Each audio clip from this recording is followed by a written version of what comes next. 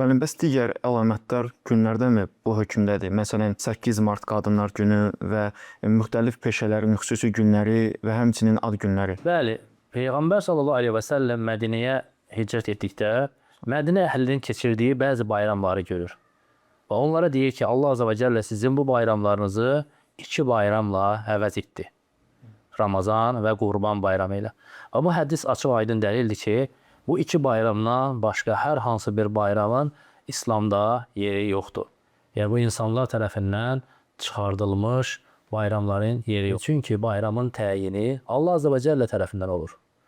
O günün sevinç günü olması, o günün fərəh günü olması Allah Azza və Cəllənin təyini ilə olur.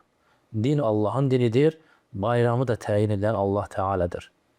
İnsanlar öz başlarına, öz istəklərinə görə istədikləri günü bayram təyin edə bilməzlər. Və bayramın da əsas əlaməti odur ki, Allaha şükür olaraq namaz qılınır. Necə ki, biz Ramazan bayramında bayram namazını qıldıq və Qurban bayramında bayram namazını qılırıq. O bayramlarda ki, namaz yoxdur, deməli o bayram deyil. Həmçinin o insanlara, məsələn, qadınlar günü və s. yəni ki, analar günü, atalar günü, onların dəyəri bu ildə bir gün deyil ki. Dinimiz onları ucaldıb, Allah Azza və Cəllə onları ucaldıb, qadınların şərəfini qaldırıb. Quran-ı Kərimdə Allah Azza və Cəllə Qadınlar surəsi nazil edib. Allah Azza və Cəllə Məryəm surəsi nazil edib. Qadın adında bir surə nazil edib.